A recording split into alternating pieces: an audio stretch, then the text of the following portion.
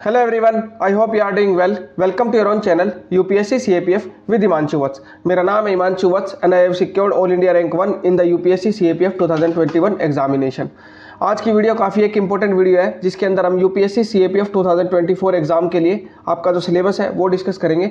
काफ़ी सारे स्टूडेंट्स के द्वारा रिक्वेस्ट की जा रही है कि सर सीएपीएफ 2024 के लिए स्ट्रैटेजी बनाइए। देखो मैं अपनी तरफ से पूरी कोशिश जो है वो कर रहा हूँ। सबसे पहले क्या होता है ना कि आप जो लोग पुराने हैं उनको तो पता है ये सब चीज़ें, लेकिन बहुत सारे स्टूडेंट ऐसे भी हैं जो कि अपने कॉलेज के अंदर है और वो पहली बार अटेम्प्ट देंगे 2024 के अंदर, तो उनको एग्जाम पैटर्न नहीं पता है, उनको सिलेबस नहीं पता है, उनको बुक लिस्ट वगैरह के बारे में नहीं पता है। तो मैं इसलिए एक प्रोसेस के थ्रू वो जो वीडियोज़ है वो बनाने की कोशिश कर रहा हूँ। एग्जाम पैटर्न के ऊपर मैं वीडियो बना चुका हूँ और ये वीडियो जो है इसके अंदर हम कंप्लीट सिलेबस जो है उसके बारे में बात करेंगे, जो भी यूपीएससी के द्वारा सिलेबस दिया गया है फॉर द सीएपीएफएसी एग्जामिनेशन। तो आप लोगों से एक छोटी सी रिक्वेस्ट है कि जो भी मेरे एफर्ट्स हैं उनको ध्यान में रखते हुए वीडियो को लाइक कर दो, शेयर कर दो और चैनल को सब्सक्राइब जरूर कर देना। अभी कर दो ये चीज़, क्योंकि आप लास्ट में जाते जाते भूल जाते हो और लगभग मान के चलो 70% लोग अभी भी ऐसे हैं जिन्होंने चैनल को सब्सक्राइब नहीं किया है। वो वीडियो देखते जरूर हैं लेकिन सब्सक्राइब नहीं करते हैं। तो एक छोटा सा बटन है, बस वो दबाना है आपको और मुझे एक मोटिवेशन मिलती है, हाँ भाई और अच्छे तरीके से काम करना है और बैक टू बैक वीडियो जो है वो लेकर के आनी है। अदरवाइज मैं भी फिर ढीला हो जाता हूँ और मेरा भी मन ये करता है कि चलो छोड़ो, लोगों को इंटरेस्ट तो है नहीं।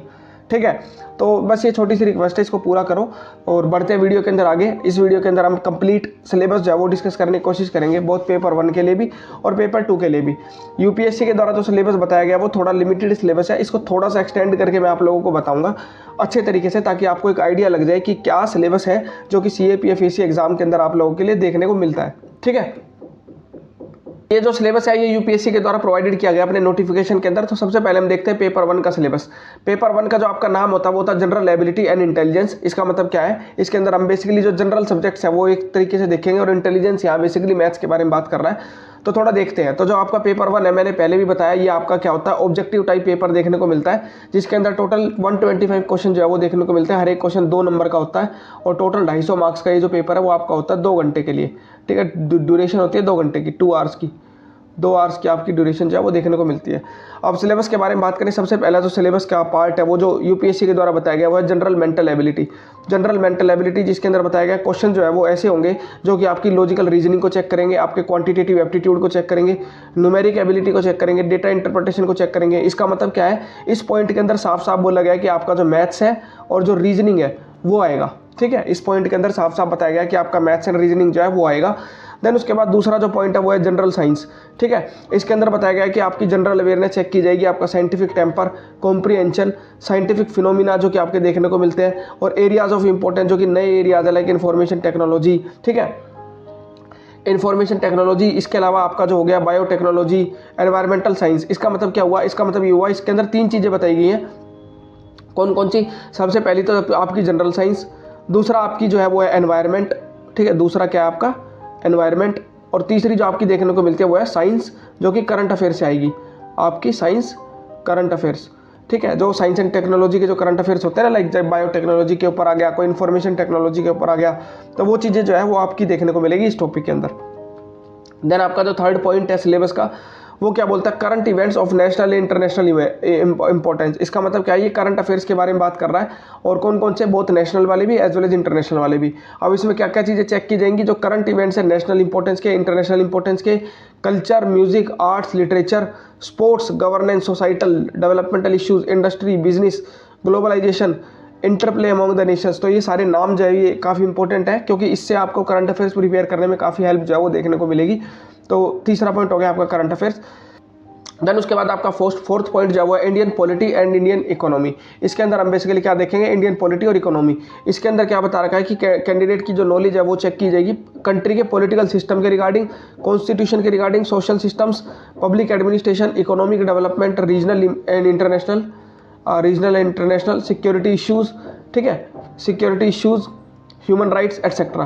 तो इस टॉपिक के अंदर बेसिकली ब्रॉड बात करें तो किस बारे में बात कर रहा है, वो बात कर रहा है पॉलिटी। ठीक है, जो इंडियन पॉलिटी आपकी वो और इकोनॉमी। ठीक है, इन 2 टॉपिक जो है इसके बारे में बात कर रहा है। देन उसके बाद अगला जो टॉपिक है वो है हिस्ट्री ऑफ इंडिया। अब हिस्ट्री ऑफ इंडिया के अंदर यहाँ पे बहुत ही कम मेंशन है, लेकिन एग्जाम के अंदर काफ़ी ज़्यादा जो है वो देखने को मिलता है। तो मैं जब इसको और अच्छे से एक्सप्लेन करूँगा तब मैं आपको बताऊँगा।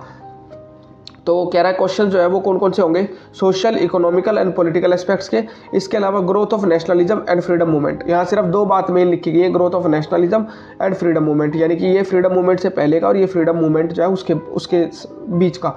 लेकिन इसमें ancient medieval history, art and culture, इनके बारे में ज़्यादा मेंशन नहीं किया, लेकिन क्वेश्चन आते हैं उसके ऊपर, ठीक है। देन उसके बाद आती है ज्योग्राफी। ज्योग्राफी के अंदर बेसिकली क्या है, India and world geography, India की भी ज्योग्राफी और वर्ल्ड की भी ज्योग्राफी, जिसके अंदर हमें फिजिकल, सोशल, इकोनॉमिक एस्पेक्ट्स वो पढ़ने। काफ़ी सारे स्टूडेंट्स के द्वारा पूछा जाता है सर इकोनॉमिक ज्योग्राफी तो नहीं करनी होती, सर पॉपुलेशन ज्योग्राफी तो नहीं करनी होती। तो देख लो अब यहाँ पे सिलेबस के अंदर साफ साफ मेंशन है कि आपको करनी है, ठीक है। ये था पेपर 1 का सिलेबस जो कि यूपीएससी के द्वारा एक्सप्लेन किया गया है। अब इसके अंदर बेसिकली जो सब्जेक्ट्स हैं, कौन कौन से सब्जेक्ट्स आपको प्रिपेयर करने हैं वो मैं आपको आगे बताऊंगा कि ये सब्जेक्ट्स हैं मेजर जो कि आपको देखने हैं। देन उसके बाद आपका पेपर 2 का सिलेबस है। यूपीएससी ने पेपर 2 के लिए जो नाम दिया है वो general studies, essay and comprehension. इससे ये पता चला कि ये जो पेपर है वो 3 पार्ट के अंदर, एक तो जनरल स्टडीज, दूसरा ऐसे और तीसरा आपका कॉम्प्रिहेंशन, ठीक है। इससे ये पता चल रहा है कि ये जो पेपर है वो जीएस का भी है और इंग्लिश का भी है, ठीक है। कुछ लोग बोलते हैं कि सर इंग्लिश का पेपर नहीं है, सर हमें इंग्लिश अच्छे से नहीं आती, तो देखो आपको करनी पड़ेगी, क्योंकि यूपीएससी ने साफ साफ बताया कि ये जीएस का भी पेपर है और इंग्लिश का भी पेपर है, ठीक है। अब इसको 2 पार्ट में डिवाइड किया यूपीएससी ने, पार्ट ए जिसमें क्या है ऐसे, और पार्ट बी जिसके अंदर बाकी सारा जो पेपर बच गया वो। ऐसे जो है वो केवल कितने मार्क्स के, 80 मार्क्स के, और कौन कौन से टॉपिक से आएंगे तो वो बताया यूपीएससी ने। मॉडर्न इंडियन हिस्ट्री के ऐसे आ सकते हैं, freedom struggle, geography, polity, economy, ठीक है, security, human rights, analytical ability etcetera. फिर जो दूसरा पार्ट है उसमें आपका आएगा कॉम्प्रिहेंशन, प्रीसी राइटिंग, और आपकी जो लैंग्वेज स्किल्स है जिसके अंदर बेसिकली आपसे जो है precis writing, counter arguments, report writing और सिंपल ग्रामर जो है ये आपसे पूछी जाएगी, ठीक है। तो ये आई होप आपको जो सिलेबस है जो यूपीएससी के द्वारा नोटिफिकेशन के अंदर बताया गया है ये आपको एक तरीके से क्लियर हो गया होगा। अब मैं इसको थोड़ा सा और एक्सप्लेन करके मैं आपको बताऊंगा कि क्या है एक्चुअली सिलेबस के अंदर, कौन कौन से सब्जेक्ट्स हैं जो कि आपको प्रिपेयर करने हैं for the CAPF AC exam, ठीक है। पेपर 1 के बारे में बात करें तो देखो, ऑल्दो आप लोगों को बहुत सारी पीडीएफ्स वगैरह या फिर बहुत सारे कोचिंग इंस्टीट्यूट भी ऐसे मिल जाएंगे जो कि ये बोलेंगे कि हमने सिलेबस को पूरा डिकोड कर दिया है और हमने सिलेबस हर एक सब्जेक्ट के अंदर इतने इतने टॉपिक जो वो बना दिए।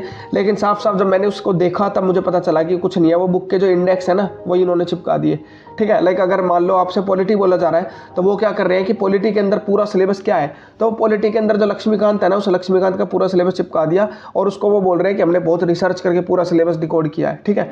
तो ये चीज़ से बचो थोड़ा सा, क्योंकि क्या होता है कि कई बार उस चीज़ को आप ऐसे देखने लग जाते हो कि लाइक यार सही बात है, मतलब इसने 50 पेज की पीडीएफ बनाई है वो भी सिलेबस की, तो यार बहुत मेहनत करी होगी, इनका कोर्स भी डेफिनेटली बहुत अच्छा होगा, तो मैं ज्वाइन कर लेता हूँ। और इस तरीके से ना बहुत सारे लोग ट्रैप में फंस भी जाते हैं। तो मैं इसलिए आप लोगों को सिंपल बता रहा हूँ, आपको सिर्फ सब्जेक्ट समझना है कि सब्जेक्ट कौन सा है, उसके अंदर क्या आएगा वो तो आपको बुक करा देगी। समझ रहे हो मैं क्या कह रहा हूँ। मैंने कुछ चीज़ें देखी जिसके अंदर क्या करा, लाइक उन्होंने पॉलिटी का बोल दिया कि ये पॉलिटी है, पॉलिटी के अंदर उन्होंने क्या किया कि जो सिलेबस डिकोडेड करके वो बता रहे हैं ना उसमें लक्ष्मीकांत का इंडेक्स उतार दिया, तो आपने मेहनत कहाँ की फिर इसके अंदर। सिमिलरली इंडियन इकोनॉमी है, उसमें क्या है जो आपकी माइक्रो इकोनॉमिक्स और मैक्रो इकोनॉमिक्स है ना उनका इंडेक्स उतार दिया। सिमिलरली आपकी जो मॉडर्न हिस्ट्री है इसमें स्पेक्ट्रम का और थीम्स इन इंडियन हिस्ट्री का जो इंडेक्स है वो उतार दिया, ठीक है। तो इसीलिए बोल रहा हूँ कि जो वो चीज़ है ना उसको वैसे मत देखो, उसको सब्जेक्ट के हिसाब से देखो कि कौन कौन से सब्जेक्ट हैं जो कि आपको अच्छे तरीके से प्रिपेयर करने हैं, और फिर आपको आइडिया लगेगा। क्योंकि वो जो सिलेबस उस सब्जेक्ट के अंदर क्या पढ़ना है ना ये तो बुक बता देगी आपको, उस सब्जेक्ट की जो भी बुक फॉलो करोगे ना वो बुक बता देगी आपको अलग से इस तरह की चीज़ की जरूरत नहीं पड़ेगी। तो पेपर 1 के सब्जेक्ट के बारे में बात करें, सबसे पहले जो पेपर 1 के अंदर सब्जेक्ट है वो आपका इंडियन पॉलिटी, दूसरा है आपका इंडियन ज्योग्राफी, तीसरा आपका वर्ल्ड ज्योग्राफी, ठीक है। सिलेबस के अंदर साफ साफ मेंशन था कि आपको इंडियन ज्योग्राफी और वर्ल्ड ज्योग्राफी दोनों करनी है। देन हिस्ट्री के अंदर बात करें तो वो आपकी 4 चीज़ें आती है, modern history, ancient history, medieval history, art and culture. एक चीज़ यहाँ से क्लियर हो गई कि वर्ल्ड हिस्ट्री जो है वो सिलेबस के अंदर नहीं है, वर्ल्ड हिस्ट्री सिलेबस के अंदर नहीं है। बट काफ़ी सारे लोग क्या करते हैं जब एनसीईआरटी के बारे में बोलते हैं ना कि एनसीईआरटी करनी है तो 11th क्लास की एनसीईआरटी बता देते हैं जो कि वर्ल्ड हिस्ट्री के ऊपर है, बट सीएपीएफ में नहीं आती वो, ठीक है। वो सिविल सर्विसेज में आती है, वो भी मेंस में। देन उसके बाद आपकी मेंटल एबिलिटी यानी कि मैथ्स, देन उसके बाद आपका लॉजिकल रीजनिंग, जनरल साइंस, इसके अलावा इंडियन इकोनॉमी, एनवायरनमेंट, आपके करंट अफेयर्स जो कि national as well as international दोनों के दोनों आपको प्रिपेयर करने पड़ेंगे, ठीक है। फिर बाकी थोड़ी बहुत आपको डिफेंस की नॉलेज जो है वो जरूरत पड़ेगी, और कंप्यूटर साइंस जो है कंप्यूटर की जो बेसिक नॉलेज होती है वो भी आपको प्रिपेयर करनी पड़ेगी कि लाइनेक्स क्या है, विंडोज़ क्या है, एमएस ऑफिस क्या है, ठीक है, इस तरीके के, या फिर प्रोटोकॉल्स वगैरह क्या होती है, ठीक है। और कई बार बेसिक क्वेश्चन जो है कंप्यूटर के पूछ लिए जाते हैं आपके पेपर 1 के अंदर। तो ये थे सारे के सारे सब्जेक्ट जो कि पेपर 1 के लिए देखने को मिलेंगे। आपको क्या करना है कि इन सब्जेक्ट जो है ना, इन सब्जेक्ट्स के लिए बुक लिस्ट फॉलो करनी है, और वो बुक लिस्ट जब फॉलो करोगे ना तो आपका डीप वाला जो सिलेबस है वो अपने आप ऑटोमेटिकली कवर होना शुरू हो जाएगा। क्योंकि हर सब्जेक्ट के लिए जो बुक बनाई गई है ना, जिसके द्वारा भी बनाई गई है, वो बहुत ही सोच समझ के यूपीएससी के सिलेबस के हिसाब से ही बनाई गई है। चाहे वो इंडियन पॉलिटी की बुक हो, चाहे वो मॉडर्न हिस्ट्री की बुक हो, चाहे वो ज्योग्राफी की बुक हो, ठीक है, कैसी भी बुक हो, चाहे वो इंडियन इकोनॉमी की बुक हो, ये सारी की सारी बुक यूपीएससी के हिसाब से ही बनाई गई है। आपको अलग से उसके ऊपर मेहनत करने की कोई जरूरत नहीं है, सिर्फ सिंपल बुक फॉलो करो। अब बुक लिस्ट होगी क्या, तो वो मैं आपको नेक्स्ट वीडियो के अंदर बताऊंगा कि सीएपीएफ 2024 के लिए आप कौन सी बुक लिस्ट जो फॉलो कर सकते हो हर एक सब्जेक्ट के लिए। वो मैं आपको डिटेल में अच्छे तरीके से बताऊंगा। इस वीडियो के अंदर हम सिर्फ सिलेबस तक ही लिमिटेड रखते हैं अपने आप को। देन उसके बाद पेपर 2। अब बात करते हैं पेपर 2 के सिलेबस के बारे में, जो कि मेरी अंडरस्टैंडिंग के हिसाब से मैंने इस पेपर 2 के जो थीम्स है उनको डिवाइड किया है। अब आपको जो पीडीएफ जिसके बारे में बात कर रहा था, या फिर ऐसी वीडियो जो कि सिलेबस को डिकोड करने की बात करती है, उसमें आपको पेपर 2 का सिलेबस देखने को नहीं मिलेगा। क्यों नहीं मिलेगा? क्योंकि पेपर 2 के लिए कोई बुक नहीं है, और बुक नहीं है तो उसका इंडेक्स चिपका नहीं सकते आप, समझ रहे हो?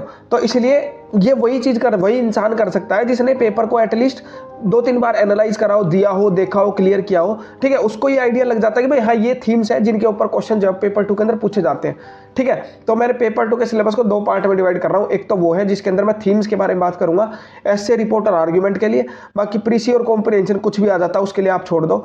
और देन सेकंड पार्ट जो होगा उसके अंदर मैं आपको एक्सप्लेन करूंगा ग्रामर के बारे में। अब ग्रामर के टॉपिक जो है वो आपको कोई नहीं बताएगा। ग्रामर के टॉपिक कैसे पता चले? ग्रामर 3-4 बार एग्जाम देने के बाद मैंने वो जो टॉपिक्स है वो आइडेंटिफाई करे हैं, और वो मैं आपको इस वीडियो के अंदर बताऊंगा कि ये ग्रामर का सिलेबस है। अदरवाइज लोग बोलते हैं कि लाइक ग्रामर के लिए ये वाली बुक फॉलो कर लो, वो बुक फॉलो कर लो। फॉलो करने से हो जाएगा, लेकिन उस बुक में इतना सारा कंटेंट है, आपको सिर्फ इतना सा पढ़ना है। तो वो कैसे पता चलेगा? वो प्रीवियस ईयर क्वेश्चंस को एनालाइज करके पता चलेगा, जो कि मैंने किए हैं, और मैं आपको वो बताऊंगा आगे। तो पेपर 2 के अंदर जो एस्से, रिपोर्ट और आर्ग्यूमेंट होते हैं, उनकी थीम्स के बारे में बात करूं तो कौन कौन सी थीम्स है जिनके ऊपर आपसे एस्से, रिपोर्ट, आर्ग्यूमेंट पूछे जाते हैं? तो हिस्टोरिकल एंगल के ऊपर कई बार क्वेश्चन पूछ लिया जाता है। पॉलिटी के ऊपर या पॉलिटिकल इश्यूज हो गए, उनके ऊपर क्वेश्चन पूछ लिया जाता है। पॉलिटिकल इश्यूज क्या हो गए? लाइक राइट टू इन्फॉर्मेशन हो गया, इसके ऊपर आपका पूछ लिया। गवर्नेंस के ऊपर कुछ पूछ लिया जाता है, लाइक आपका फाइनेंशियल इंक्लूजन हो गया, या फिर आपका कोई और गवर्नेंस से रिलेटेड कुछ और कोई बिल वगैरह आ रहा है तो उस चीज़ के बारे में पूछ लिया। देन गवर्नमेंट की कई सारी स्कीम्स होती है, उसके ऊपर भी डायरेक्टली जवाब आपसे पूछ लिया जाता है। इंटरनल सिक्योरिटी के ऊपर हर साल लगभग 1 या 2 ऐसे आपको लिखने को मिलते हैं। देन आपका इंटरनेशनल रिलेशंस हो गई, जिसमें डिफरेंट कंट्रीज के साथ हमारे क्या रिलेशन है वो पूछे जाते हैं। इकोनॉमी के ऊपर कई बार क्वेश्चन पूछ लिया जाता है, लाइक प्राइस राइज का 2021 के अंदर क्वेश्चन आया था कि प्राइस राइज हो रहा है, ठीक है, या फिर 2022 के अंदर आया था शायद।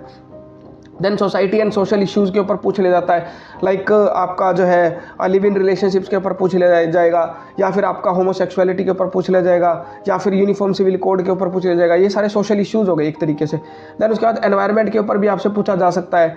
साइंस एंड टेक्नोलॉजी के ऊपर भी आपसे पूछा जा सकता है, like artificial intelligence, chat GPT. अब 2022 के अंदर ये आपका जीएम क्रॉप्स के ऊपर आया था, 2023 में जीएम क्रॉप्स के ऊपर आया था, तो ये साइंस एंड टेक्नोलॉजी हो गई। देन डिजास्टर मैनेजमेंट, कई बार डिजास्टर मैनेजमेंट में कोई डिजास्टर का नाम देकर के पूछ लिया जाता है, कई बार overall disaster management system in India यही पूछ लिया जाता है। देन उसके बाद ज्योग्राफी के ऊपर भी पूछा जा सकता है, जिसमें कुछ ज्योग्राफिकल फिनोमिनाज है उसके बारे में भी ऐसे या फिर कोई रिपोर्ट वगैरह आपसे पूछी जा सकती है।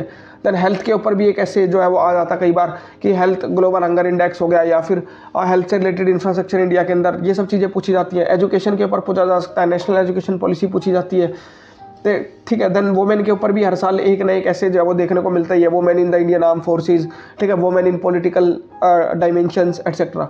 देन ह्यूमन राइट्स के ऊपर भी ऐसे आपसे पूछा जा सकता है, ऐसे रिपोर्ट आर्ग्यूमेंट कुछ भी। देन सबसे ज़्यादा इंपॉर्टेंट जो आपके रिपोर्ट और आर्ग्यूमेंट के लिए बनता है वो बनता है करंट इश्यूज़। जो आपकी रिपोर्ट और आर्ग्यूमेंट होते हैं वो जनरली करंट इश्यूज़ के ऊपर ही बेस्ड जो है वो देखने को मिलती है, और उसी से ही आपका जो क्वेश्चन है वो पूछा जाता है। देन आर्म फोर्सेज के ऊपर भी पिछले 1-2 साल से मैं देख रहा हूँ कि आर्म फोर्सेज के ऊपर भी 1 या फिर 2 ऐसे जवाब आपसे पूछ ले जाते हैं, लाइक आर्म फोर्सेज के ऊपर presence of women in Indian arm forces, ये आया था 2022 में। देन उससे पहले भी एक बार आर्म फोर्सेज के ऊपर आया था कि arm forces are strong and ऐसा कुछ आया था कुछ, ठीक है। और देन उसके बाद कई बार इंटरनेशनल ऑर्गेनाइजेशंस के ऊपर पूछ लिया जाता है, लाइक यूनाइटेड नेशंस को चेंज करने, यूनाइटेड नेशन ऑर्गेनाइजेशन की रिडंडेंसी, यूएनएससी के अंदर रिफॉर्म्स, ठीक है, ब्रिक्स समिट, इस तरह से G20, इनके ऊपर भी कई बार क्वेश्चन जो है वो पूछ लिया जाता है। तो ये सारी थीम्स हैं जिनके ऊपर पेपर 2 के अंदर आपको ऐसे रिपोर्ट आर्ग्यूमेंट जो वो पूछे जाएंगे।